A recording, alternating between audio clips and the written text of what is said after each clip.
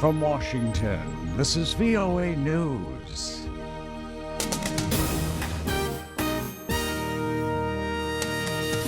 I'm Joe Palca reporting. In Britain, the countdown is underway. The countdown has begun for the Thursday referendum that will once and for all decide whether Britain remains in the European Union. Now, both sides are making last-minute emotional pleas to those undecided with less than 24 hours before the vote gets underway. From London, VOA's Luis Ramirez has more. There are warnings that leaving the 28-member bloc may cause the British pound to lose 15% of its value and bring the resignation of the country's prime minister, whose mandate depends on whether Britain listens to him and votes to remain. And if we choose to leave, we can leave.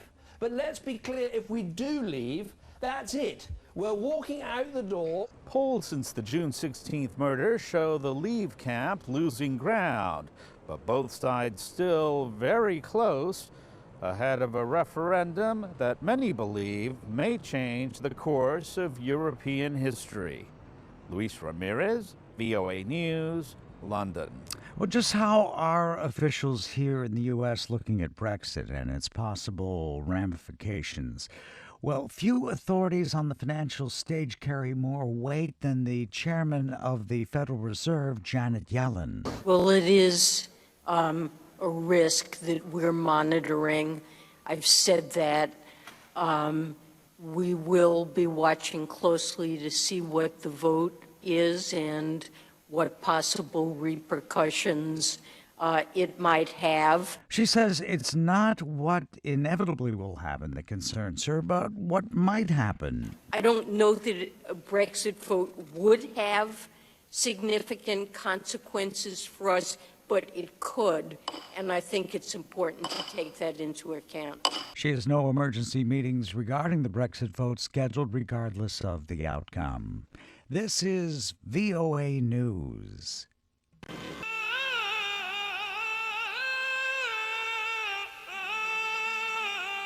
The voice of Amjad Sabri, a renowned singer of Sufi devotional music. Sabri was shot and killed today by two unknown men in Pakistan's southern port city of Karachi. Police say two men riding a motorcycle fired on Amjad Sabri's car and fled the scene.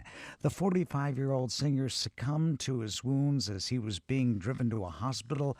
No one has claimed responsibility. The news of Sabri's killing instantly sparked nationwide outrage and condemnation.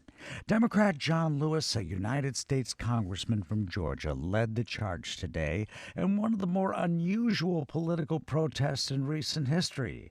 At issue was trying to get a vote on gun control. We have turned deaf ears to the blood of the innocent and the concern of our nation. We are blind to a crisis.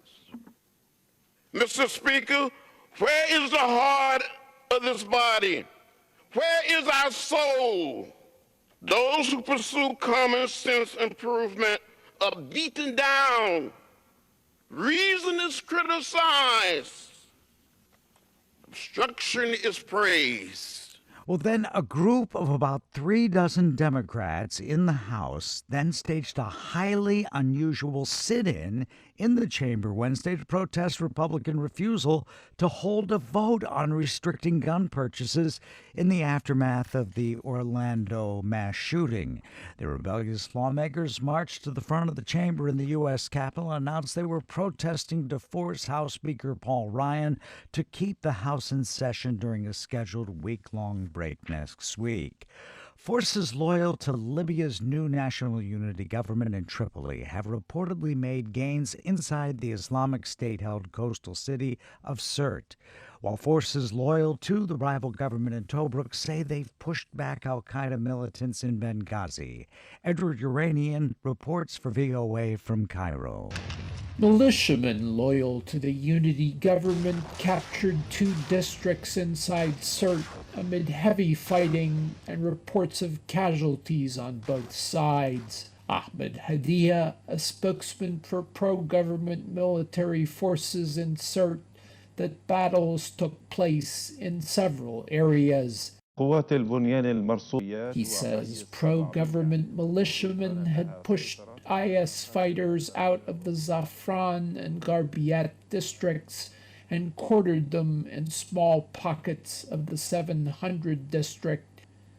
Islamic State fighters were reported to be fighting fiercely despite recent losses, using car bombs, suicide attackers, and other booby-trapped objects. Edward Uranian for VOA News, Cairo. And this is Joe Palca for VOA News from Washington.